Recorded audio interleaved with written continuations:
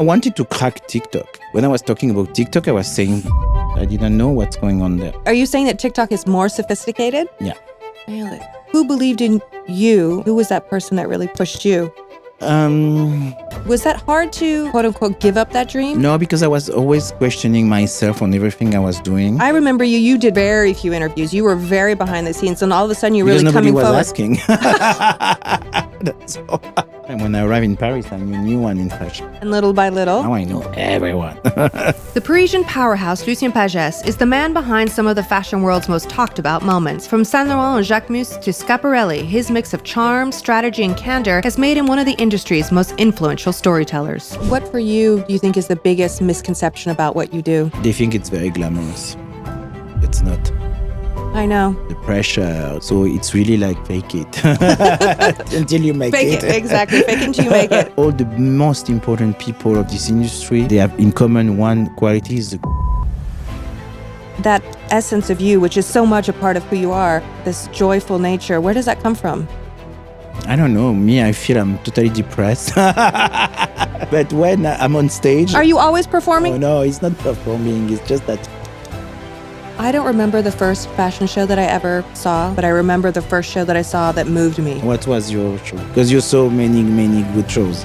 I'm going to get upset. It was...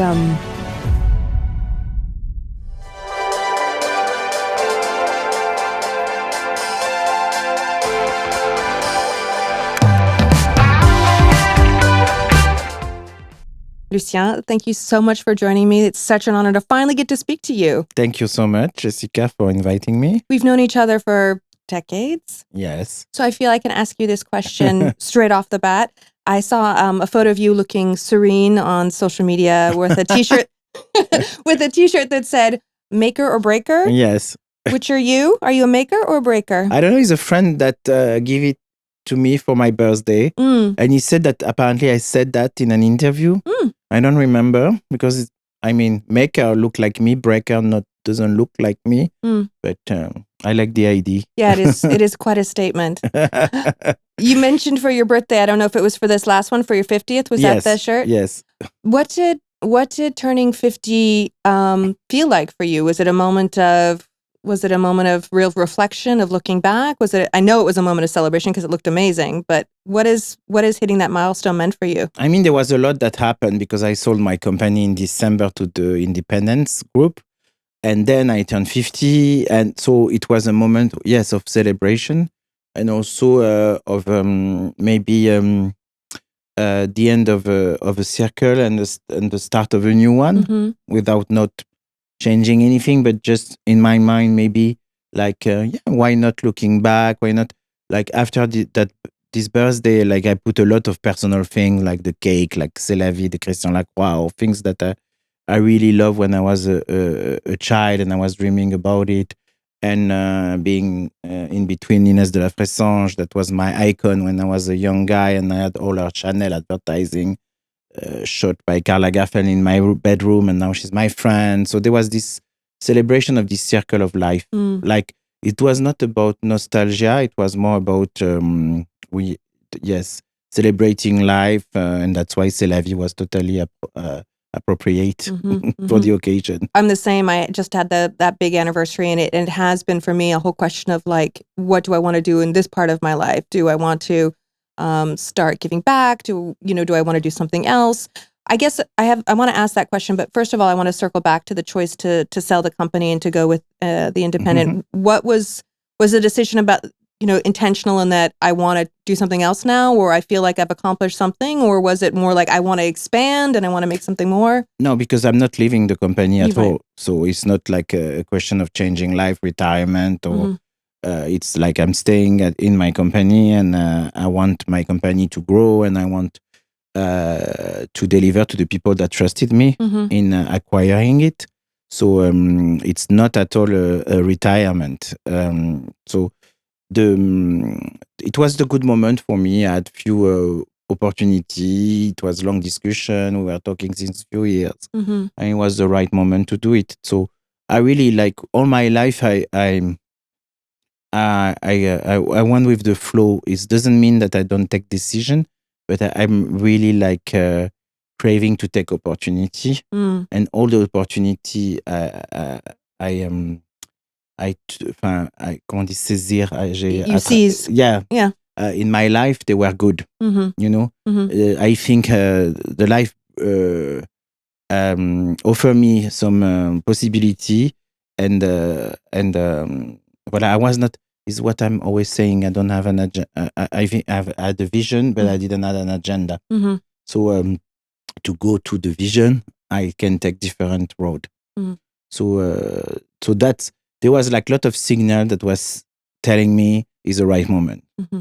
So I done it. Have you felt any major changes, or is it business as usual since that changeover in December? No, it's business as usual, but we already done achieve, like we done merging with a London agency, Yes. AIPR, with Adam Yedzi.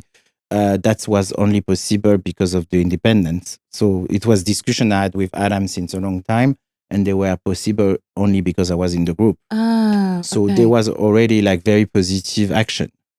So that in that sense, it has changed. It doesn't change my daily work. It doesn't change my selection of client or everything. There is more financial report, which is normal when you enter into a group. You know? Yeah, absolutely. What was you said you were talking with Adam for a long time. Was there always just an affinity with working with him? Is that the thinking behind because that? we share a lot of clients and value, and we were always friends, like since day one, and like when we were working on fashion show, or JW Anderson in London, or Louis V in Paris, or Rabanne, or like we had APC. We shared a lot, and we done like a press trip for John Lobb in Cornwall. Like I mean, we always had pleasure to be together, and we had a lot of mutual respect. So we were thinking how we can transform that into a reality. So it was a discussion starting a long time ago, and then just organic, just land more quickly than I was expected. Going back to your birthday party, the famous cake, you have the bottle of perfume, Yes. spun out of sugar on the top of the cake, or the cushion. Normally he's the pâtissier Bastien Blanc is bringing it to me today. Really? Yeah, because there was 2 perfume bottle in sugar. One broke during the birthday, but he had a second one in case that during the installation it's break. So he will give me the second one today. What are you going to do with it? I don't know. I even don't know how you store that. Like, do you have you need to put that in the fridge? I think you're going to have to buy a fridge just to store that. Oh my goodness. Well, I mean, it brings me to the question that I know that you started collecting these giant flacons during COVID, but what is and your office now is basically a giant perfume bottle. Yes, it's a perfumery. But what was it about that? Was it at a time of COVID and you were self-soothing? What was it about the choice to start collecting those? It's the same thing. It's just signal in my life. Like I always think that I should have, like, for decoration, a big number 5 in my bathroom. I had this obsession since a long time, but I never look into it. It's the kind of thing you have in mind like that. Oh, I would love to have that, but you never be proactive because you even don't know if it exists. You know what I mean? Yep. To buy. So I put that there. And then during COVID, I Googled Christian Lacroix because I had more time. I was very active during COVID. I was not just collecting a perfume bottle because we had like a lot of challenges to keep the company in a good shape. And but when I had time to disconnect from reality, and I Googled Christian Lacroix. And when I have insomnia, I Google a lot of things that I love, and I found out on eBay that bottle of C'est la Vie that was huge. So I said, "Oh my God, I don't have the number 5, but I can have C'est la Vie, which I love because for a long story." And so I ordered it, and I received 2. So it was a sign that I need to beginning start of the collection. the collection. 2 giant but different size, and then I started because I said, "Oh, but if I find C'est la Vie," because I was amazed that C'est la Vie exists in giant. I never think it was possible. So it opened my imagination, and I started to Google all my favorite perfume, or the perfume that had a meaning for me. Mm-hmm. And so the Saint Laurent, opium, and Why does perfume have a meaning for you in terms of all of the things also in fashion? I don't wear so much perfume, you know, because Oh. I'm very sensitive. I cannot only wear cologne, Mm. you know. So I'm not like a fan of like Changing scents. yes, exactly, or specialist of like perfume. Do you have one that you wear It's all an the time? evocation. Do you have one that you wear all the time? Yeah, I wear since ages L'Eau d'Adrien, Danny Goutal. Okay. I wear L'Eau du Coq de Guerlain. Recently, I started to wear Bottega Veneta. Oh, yes. Very nice. Well, I mean, I know all of this because I'm now following you, like, you know, quite a number of other people on TikTok. Yeah. Tell me about that pivot. Like, what made you 2 years? You've been on Instagram for ages, like me, Yeah. but what made you decide I want to go onto TikTok and I want to connect? Was this also a, you know, connect with the new generation? You know, have a different outlet? Was there about telling your story? What was the No, thinking? I wanted to crack TikTok because it was like for me, I need to advise brand about social media, social media, whatever. So it's like if you don't know what is in Le Monde, Le Figaro, or Vogue, you cannot advise them if you don't read those magazines.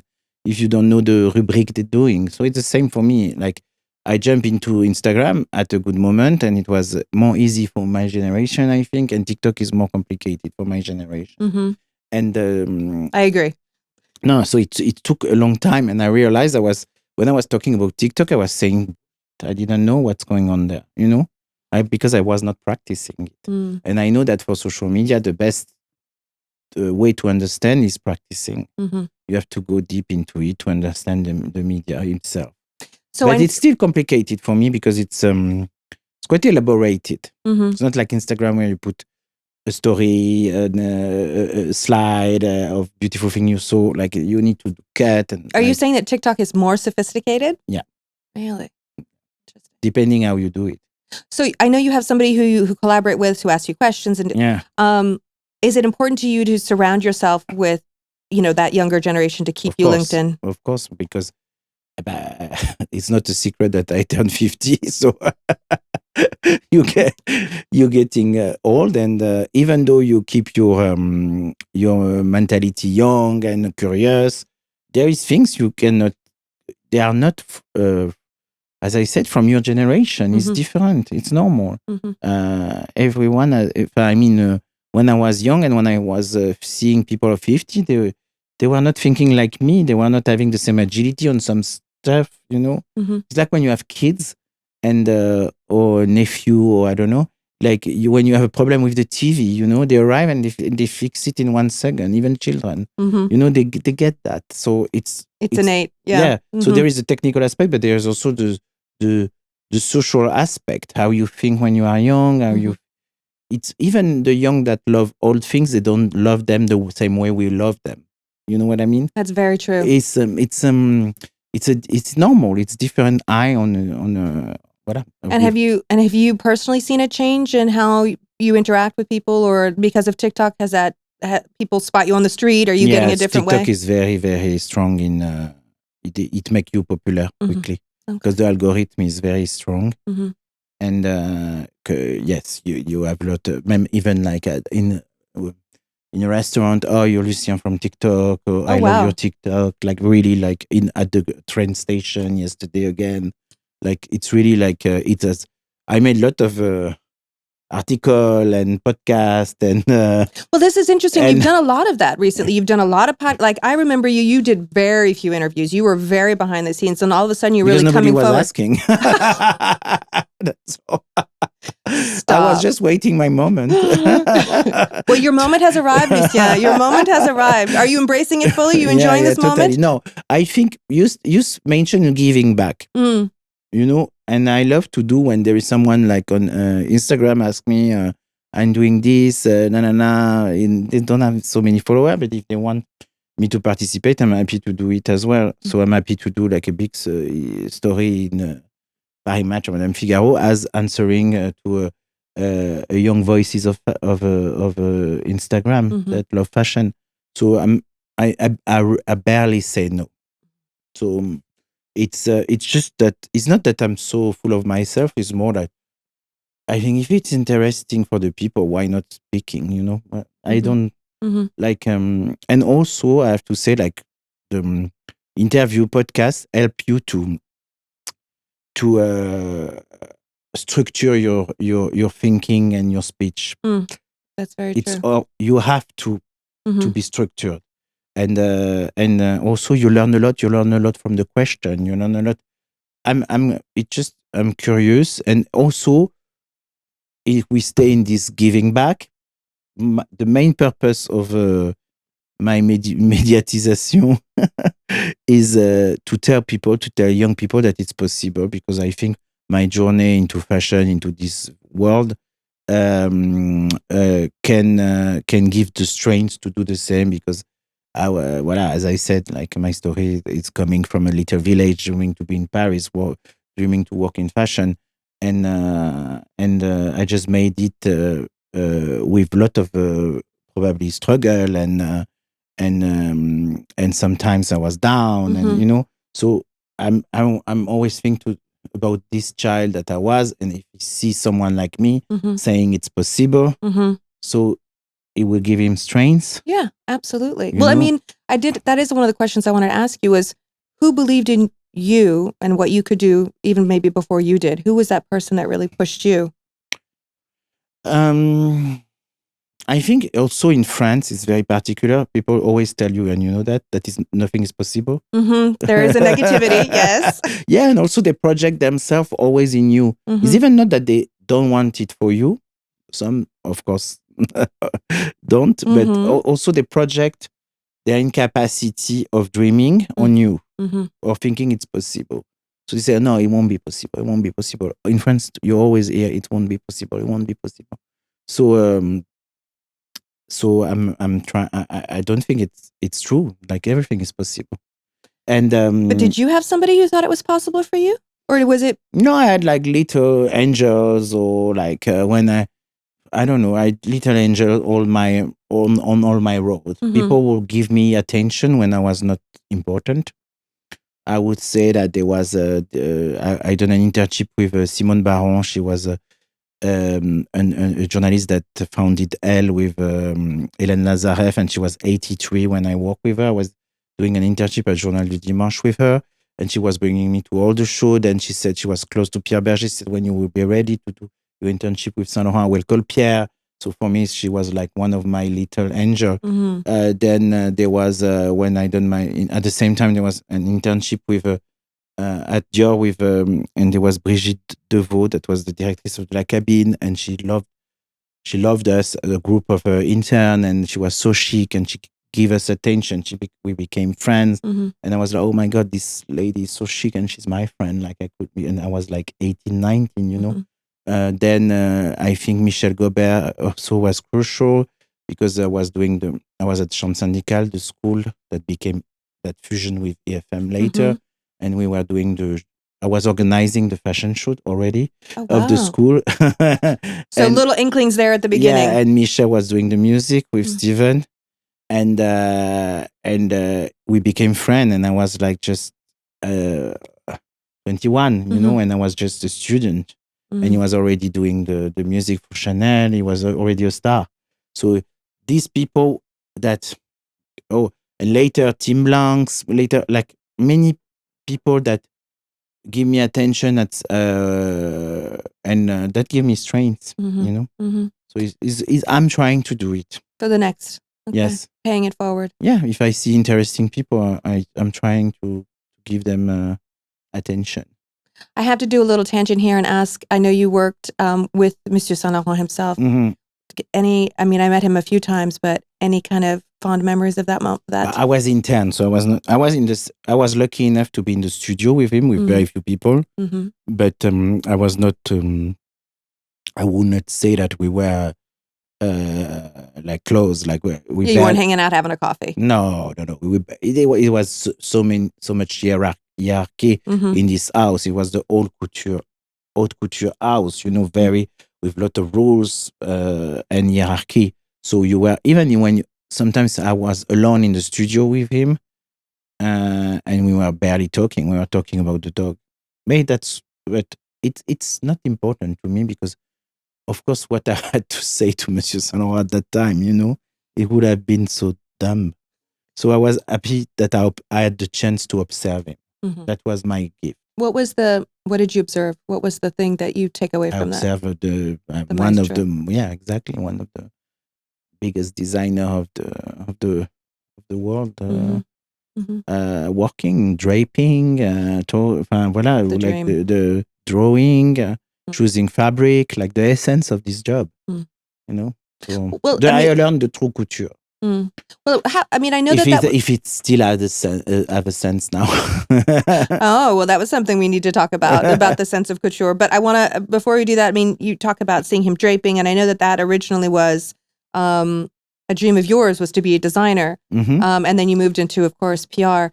Was that hard to, quote unquote, give up that dream, or was it something that just organically happened and it fell away in a natural way, or did you have to do, as they say, like mourn it and then decide what's next?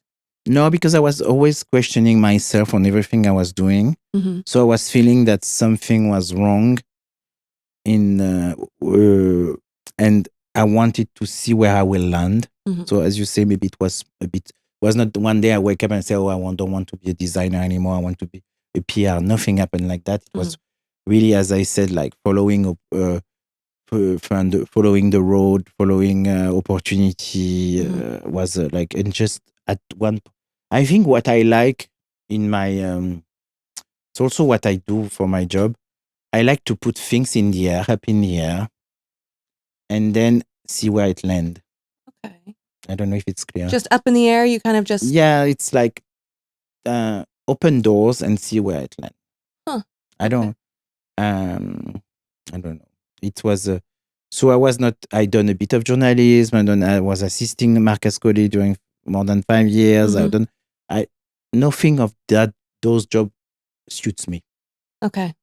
I knew when I was doing them That this wasn't the right thing, so yeah, you were but testing I out the wanted waters. to open door and to follow my road and make those connections, because what I tell everybody who talks to me is all about the network and all of building those relationships that you never know. When you say that, sometimes people are scared because they think, oh, I know no one. But they have to understand that you arrive, you know no one, and then you meet people. Exactly. And you connect. Exactly. So it's not a problem. When I arrived in Paris, I knew no one in fashion. Zero. And and little by little. Yeah. And now I know everyone. You've got everybody on speed dial. So it's possible, but it took me 30 years. So the road is long. So be patient. Yeah, that's my main advice, because right now, if I can say something, the young are not patient because of social media or internet or whatever. I don't know. They are used to get everything that they need very quickly, even Deliveroo. No, mais everything à portée de main. Voilà. So they don't learn patience, and me, I really learn patience. And it's okay for me. What I'm saying always is that the time you lose in being patient, in waiting your moment, is a time it will accelerate after. It will go faster because you observed, you analyzed. This time is very precious. This time of the waiting. It's like when you are in a studio, what I said about Monsieur Saint Laurent, but I done that at Dior as well with Gianfranco Ferré. Like you observe and you're a bit paid to observe, to educate yourself, So it's great to have that time, and then after, don't be stressed. It will accelerate after, because you have put all. You build those building blocks. Yeah, to exactly. I wanted to talk to you a little bit about what it's like, because you have hundreds of brands that you represent. You've got offices in New York and London and Paris, of course. But there's a difference between, for me at Saint Laurent, the designer, of course, is, I know him. He's kind of on the shy side. You've got Simon, Jacquemus, who's so social media savvy. You've got Danielle, who can talk about couture, till the cows come home. How do you structure when you're working with a designer, leaning into their skill set, as it were? Because maybe not everybody is à l'aise or comfortable with the same things. How does that work? If you like this conversation, well, then you clearly have got good taste. So go ahead and hit that subscribe button, drop a comment, and share the love. Because honestly, who wouldn't want a front row seat to fashion's best stories? But that's the beauty of my job, because I Yeah. don't have to reproduce or to have formula. I have to adapt to the person I have. For me, it's great to have a shy designer or someone, because we have to create a communication that is around what he is, you know? So, like, I don't know, I never worked with Martin Margiela, but I don't think we can call him shy. He was just absent, Yeah. like ghost. Yeah, the ghost, the phantom. And they create the best communication in the world. Mm-hmm. Everybody is obsessed with Martin Margiela. Mm-hmm. And so this, you know, when with this example, you can say everything. Reka Kubo is very discreet, and sometimes she just give a sentence, and everybody's like, "Oh," you know. I know. Any and then it just everyone speculates, and it goes out into the world. So Phoebe is very discreet, and she's the most respected designer. You know, so it's not. And then you have the new world you have today, and of course, but Simon, if you notice, it doesn't speak so much. He's speaking through his social media, but there's not so many interviews of him as well. He's not someone that loves to speak about his work. He loves to speak after the show because he wants to share his imagination, his inspiration, but he's not someone that is always like always on all the time talking on nonstop. He's doing it when he has to do, you know. So there is also a perception of that, you know what I mean? It's not what you see on social media is you know, the reality. It's not the reality. So I think that's why my job is interesting, is because it's all about different human being. Well, no one is similar in this business, because they are designer. They have to come with a strong identity.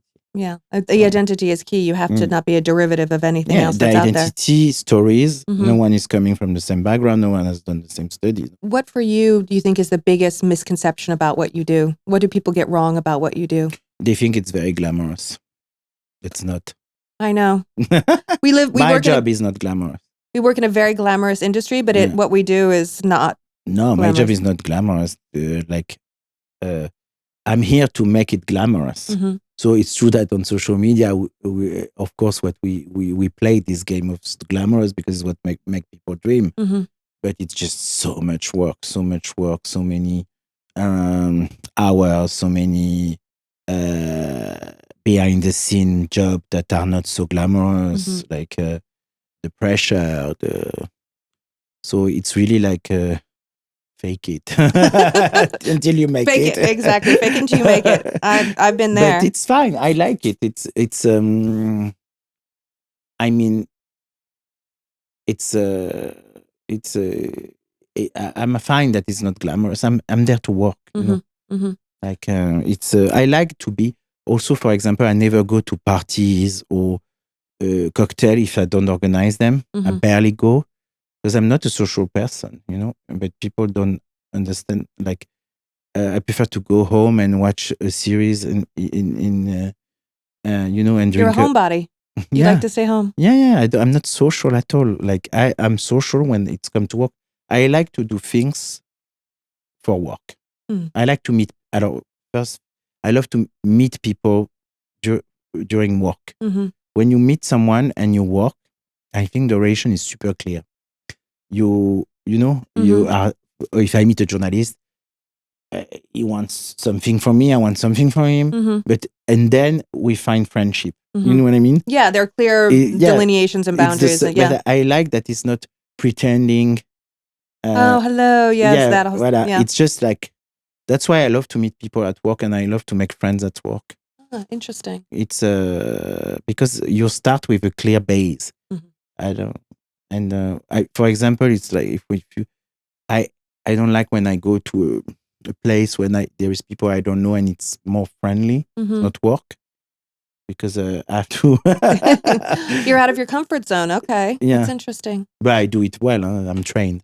After all these years, I know you've looked. I mean, you have been pitched by every brand, and you know, I would imagine into the world, and everyone comes. You know, as you've built your career, and I know you've tried to keep your company, you know, human, as it were, at a human scale. You want to have those connections. Do you have a recollection of somebody who, when they came to you, that really stood out as a when they were nobody or they're just coming up or even maybe somebody established, but somebody that really knocked your socks off in terms of that you were like, this person is going somewhere. I really want to help get them there. Yeah, there was so many, but Simon was one of them. I met him very early on, and we didn't work together right at the beginning. Yeah. I knew we will work together, so I was waiting the good moment, and I think it's the same for him. And he was very persistent at the beginning, and I didn't say no. He was very impatient, and I didn't say no. I just say wait a bit because I was stressed. I had 4 clients at the time, and I was super stressed to take on a new one. That's stupid when you see that now I have more than 100. But and so voila, I knew when I met Simon, I knew he would be a star. He was it's immediate. Yeah, and a great designer, not only a star. What? But and there is a lot like that, like I mean Duran that is going to Jean-Paul Gaultier now as well. It was a no-brainer that he was mega talented. Like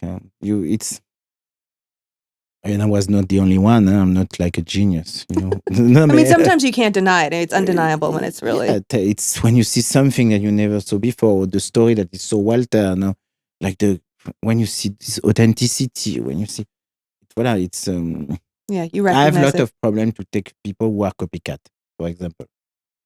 Even when it's a big paycheck, even when it's it's you can. My philosophy is that you can earn money with good project. It's a bit. There is a lot of brand out there, so you just have to pick up the one that has a soul, are creative enough, and they can pay as well. It's not like the bad people pay well and the good people don't pay. Yeah, it's more complex. So I believe that we can create, and it's what I done, I think, because if you see my portfolio, there is nothing I'm ashamed about, and we create a profitable business that we sold. So congratulations. No, but I mean, no. But so I mean, you stuck to your guns and you stayed really clear. Voilà, so it's totally possible, and it's not that I'm so picky or what. No, it's just that I want to do things I like. It's already painful when you like. So if you don't like, it's terrible. The job is painful? Yeah, it's a painful job. No, it's true. It's painful for me, but not for me, only for me. It's painful for my team.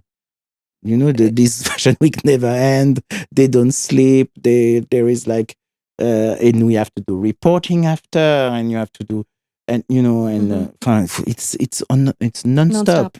Yeah. So it's a job where you have to believe, you have to love what you do, because it asks you a lot, also in your personal life.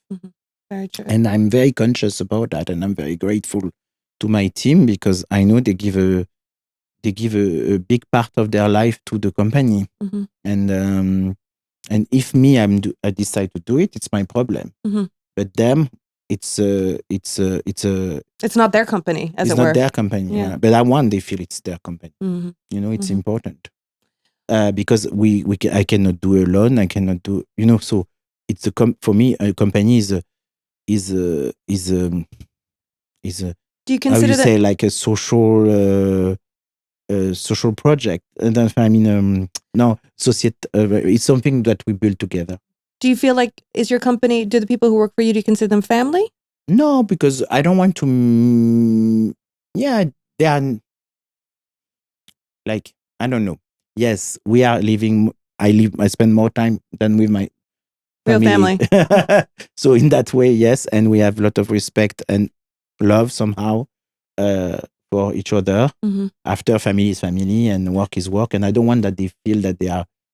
You know what I mean? Yeah. I don't want to be their daddy. I don't want to be their uncle. But they are an extended family. They are chosen family. Your chosen family.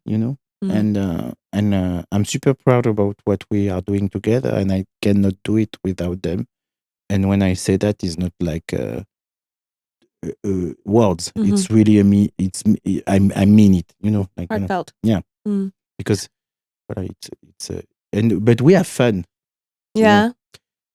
Thanks God we have fun. Yeah, absolutely. Because it's like it. Well, I mean, one of the things, Lucien, that I've always loved about you is that you are just always, there's the laugh, there's the positivity, there's this sense of joy. Where does that essence of you, which is, it's so much a part of who you are, this joyful nature, where does that come from? I don't know. Me, I feel I'm totally depressed. No. But when I'm on stage, are you always performing? No. No, it's not performing. It's just that it's like I'm a host. When you come to one of our show, I want you to have an enjoyable experience, And if there is a drama, if someone has already your seat or whatever, we will try to fix it with a smile, Mm-hmm. So that's a part of the philosophy of the office. It's like no need to add drama to drama. You know what I mean? And our drama are small compared to the drama of the world. Mm-hmm. So I'm always trying to make that smooth. And people always tell me, "Oh, you look so serene." I'm not serene at all. I'm anxious before every event, before every show. What do you do? And that's why it's work as well. Because if I lose that, is where I feel that it's complex. Because if I lose that, it will mean that I don't care. Mm. And when you don't care, it goes down. Mm-hmm. Yeah. So unfortunately, when you care, you suffer a bit. Mm-hmm. I have a lot of anxiety with. Because I want to deliver a good job. I don't like failure, but when it's coming, when it's the moment when the people are entering the room, Mm-hmm. they have to have a nice experience, and I'm here for them.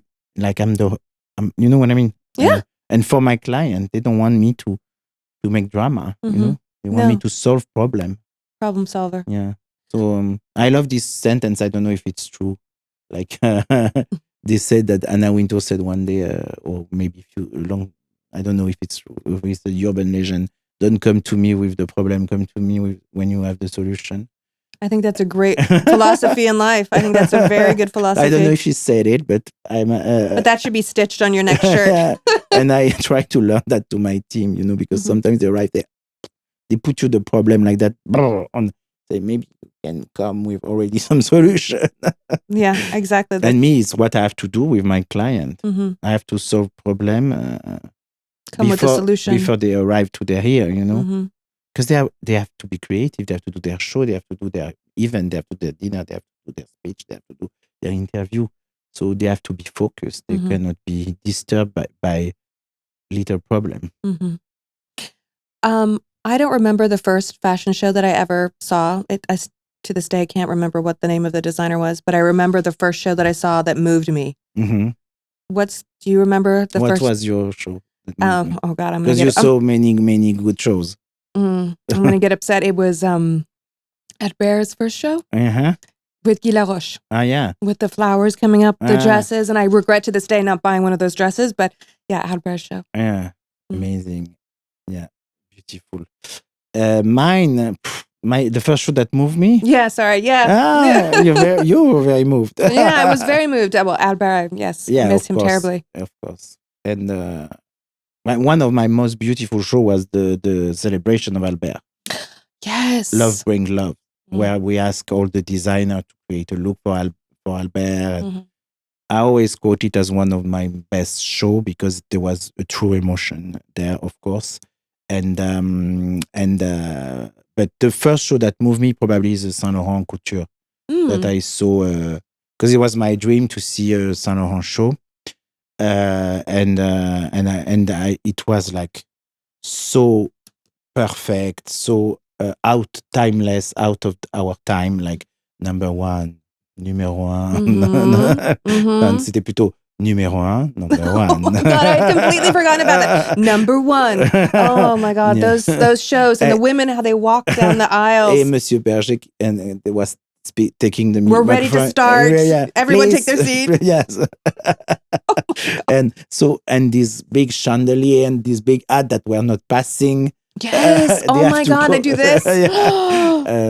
So everything, and at the end, everybody was like standing ovation. Of course, it was Monsieur Saint Laurent. Even if the collection was not so good, standing ovation. There were some that were not so good. And also the tournesol around the set, or the flower, like around the entrance of the model, and voilà. For me, I was really, it was like my dream to see that. It was alive. It was in front of my eyes. Mm. And it was like accessible and totally not accessible. Mm-hmm. Well, that's actually something that you say about fashion in general. You say that fashion is totally inaccessible and accessible at the same time. Can you talk a little bit about that? Yeah, for me, it's the closest universe in the world. One of the closest, like, because it's very few people. Yeah. We are very in between us. Mm-hmm. But as well, totally open for the new people. So it's kind of difficult to explain to new people, because they say, "Oh, you can say that it's so like a club, like like because when and also it's what I'm saying for the fashion show. The fashion show is the only show, like spectacle, where you cannot pay. Yeah, you have to be a part of it. You have to be invited. You cannot pay.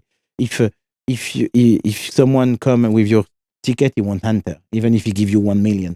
You know what I mean? You're not Jessica Michault. No. Nobody is. So I paid 1 million to Jessica Michault. No. So you cannot buy those tickets. So it's but after the whole world can see it through social media or to the live stream. It's the same for me. The same effect of the fashion world. What it is like, it's so small, but if we see people that are a reason to be there, that are a great look, that love fashion, that are smart, that are talent, but they will enter. Because I think we are like people who absolutely need to be refreshed, to be so we have to, and we all know that. All the most important people of this industry, they have in common one quality: is the curiosity. Curiosity is also it starts with the other. Curious about the other. Yeah. And the young people, and also not only, it's not a question of age, but the people who have something to tell, and something to express. Do you ever want to play? Like, I remember when we would get tickets to shows and, I wouldn't be able to come, or I would try and, grab a hand and sneak somebody in to have them stand in the back of the room. Have you ever wanted to be like, have a Willy Wonka kind of moment and have a golden ticket and like let somebody who's so passionate who could never... I do it. You do it? Yeah, if I see... pull somebody out of the crowd? I mean, what do you... No, now it's more complicated because there are million, but... Outside, it's crazy. Few 100 people outside. It was not the case. Like, it changed 5 years ago, I think. Yeah. Now there is fan of fashion. They exchange the address of the show on TikTok, and so there is even when there is no celebrity, there is like 100 of people screaming. So now it's more complicated because, as you say, you have to pick up one. Before it was more like 10 people were in front of the door. They were students. They were passionate, and say, okay, let the student get in. You know what I mean? But you still try and maybe, is it like to students, or you kind of... It's difficult because for security reasons, it's very difficult. You cannot... Not the way we used to. Yes, because it's too... First, the world is more complex in terms of security. And when you organize an event, you cannot be the person that take the risk to make people that are not... Are not right. So if it's I try to make good things for people I know, but I cannot put stranger in a show because it's, you know what I mean. Yeah. It's not the right thing to do right now. So.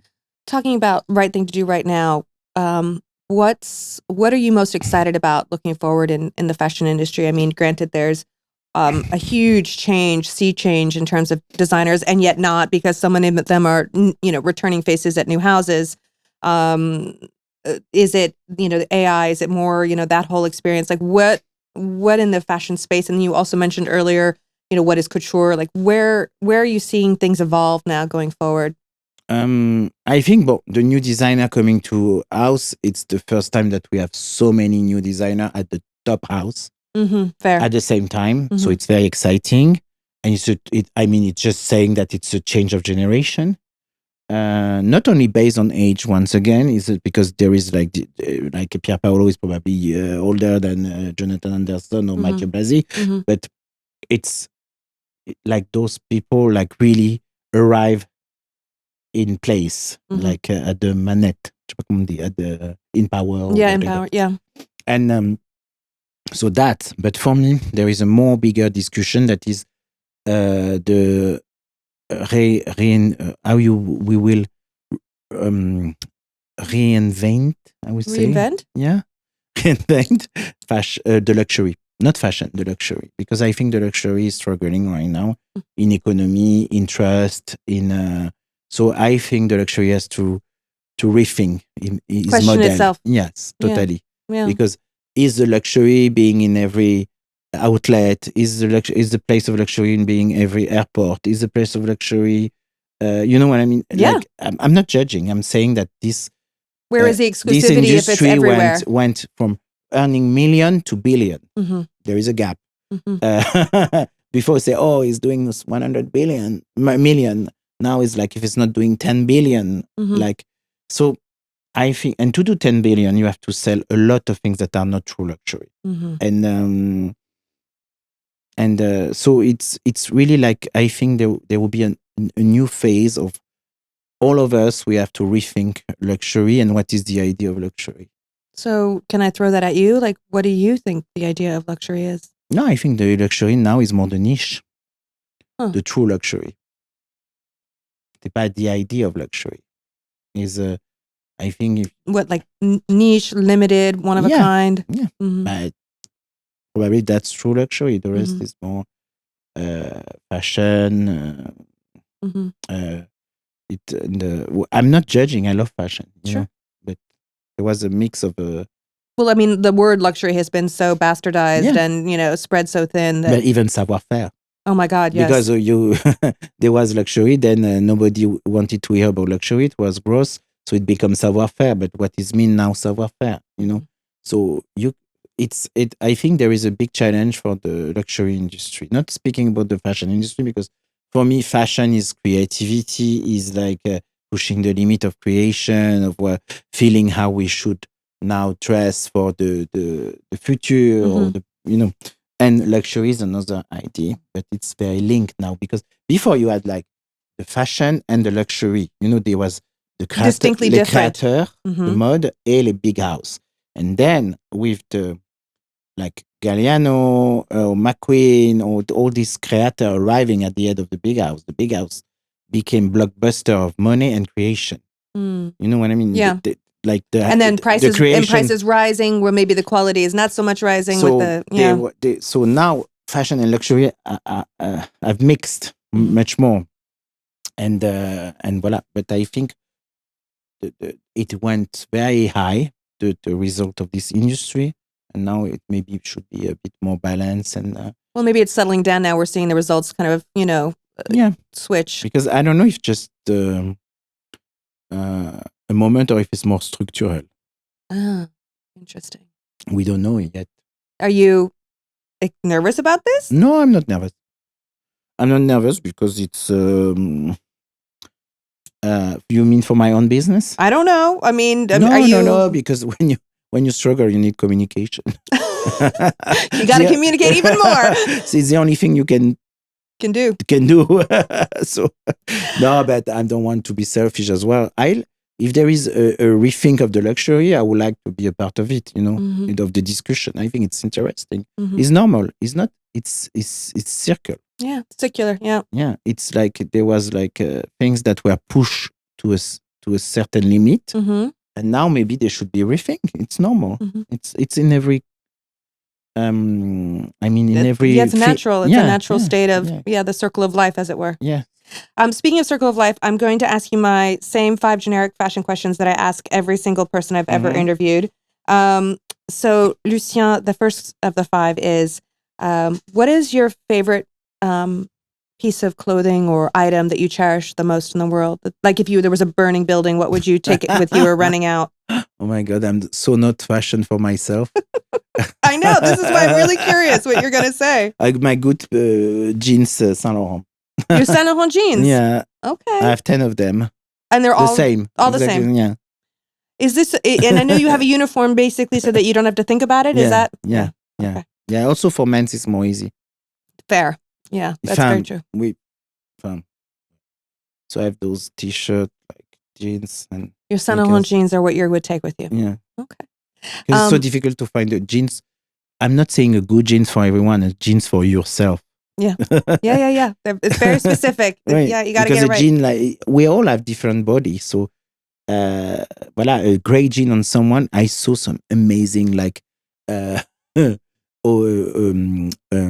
oversized jeans on guys, and oh wow. But when I try it, I look like a clown. Yes, we each have our area of expertise. Yes. Voilà, it's everyone has a different body, and jeans, I think, really are flattering or not at all. Mm-hmm. True. Also, Monsieur Saint Laurent said it's the only piece of clothes that he regret not to have invented. Yep, that's true. Let's pay tribute to that. Circle back to Mr. Saint Laurent. What as we were talking about fashion and luxury, what a lot of people don't have the means to buy a designer piece. But if there was one piece that you think people should save their money up for and really save up to buy a designer this, that, what would you say that should be? Like with the brand? Maybe a brand or a piece of an article of clothing. Is there something that you think that everyone should really have a custom or a designer version of save up for? I think it's for men it's a jacket, because we are still formal. I'm not formal, but sometimes I have to wear a jacket. So I would say that you should invest in a very good jacket, a bit made to measure if possible, because it's really like you can wear it with jeans again. You can all-purpose jacket. No, but you can go everywhere with a nice jacket and a pair of shoes, of course, for men's, because there is nothing worse than bad. Do you check people's shoes out? No, bad formal shoes. Bad formal shoes. Yeah, they're not polished. It's better to invest in one good formal shoes, because it will last forever, and it give you you can go everywhere. And for women, there is so many possibility, because the little black dress, or I don't know. It's depending what is your style. Like really, like the women have so many possibilities. But I think the same a good bag, because if you have a good Hermes, Chanel bag, whatever, like an icon of it opens a lot of doors. Yeah, and you can dress like a white t-shirt, pair of jeans, and you can go anywhere, no? Third question. What trend will you never follow?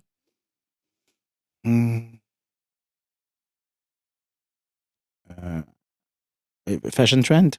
Trend. I mean, God knows there's a ton of TikTok trends out there, but I mean, like, coloring my hair. Coloring your. Okay, you're not gonna go blonde. Okay. No, when people are like blue, pink. Yeah. Well, I don't know. It's Okay. not my style. Okay. Who's your favorite designer, living or dead? Oh, I think it's Yves Saint Laurent. Understandable. And then I would say Yves Saint Laurent and Christian Lacroix. Yeah, Christian's amazing. He seems so happy with what he's doing now as well. Yeah, I want to see his exhibition, but it's kind of complicated to go there. But I want to see it. With true genius, another amazing. I mean, I've never seen anybody do color like. But if you look at Saint Laurent and Lacroix, they have a lot of things in common. Huh. Interesting. To be continued, this conversation. And then I guess the last question I wanted to ask you is, what do you love most about fashion? That is always changing. I like that you cannot say it's over. You cannot say, okay, now it's done. You built it's, and then it's you have to build again, and that's the beauty of fashion. It doesn't last. It continues to change. It doesn't last, and now we study fashion. There is so many. How many exhibitions of fashion there is today in Paris? Compared to when we started, when nobody was doing anything on fashion. And they have like so many visitors. It's crazy. So it's true that it doesn't last because we have to renew fashion all the time. But now it's more seen as an art, and it's respected as an art form. Yes, and people go there and see clothes. What did you think? So it doesn't last, and it lasts forever. I have to ask, I know this is a little bit of a tangent, and what did you think of the the block party that was put on to watch the Dior. Adelias. Yeah. What did you think about that? 'Cause for me, that felt very fresh. I was like, this is a great idea. Yeah, and you got an article in the New York Times, and I know Lias since a long time, and he's very smart, and I'm not surprised. Like, it's really fun how we can turn something, because obviously he was not happy not to be invited. Yeah, to but Dior. he turned it around. He spun it. Yeah, and he created. Yeah, that's the beauty of young people. They are full of ideas, but he's very smart. He's and also I think Jonathan probably appreciate, because he's smart also, so he recognized his peer. Yeah, and then I saw they had the whole where he went and got a bag afterwards. It was quite clever on many fronts. That's why I tell you, smart people know each other. Lucien, mille merci. Merci à toi, j'étais ravi. Merci. Franchement, thank you so much for taking the time. It was a very good moment. Me too. A very nice discussion. Like friend at the cafe. Exactly. Cheers. Cheers. And long life to fashion. Your seatbelt.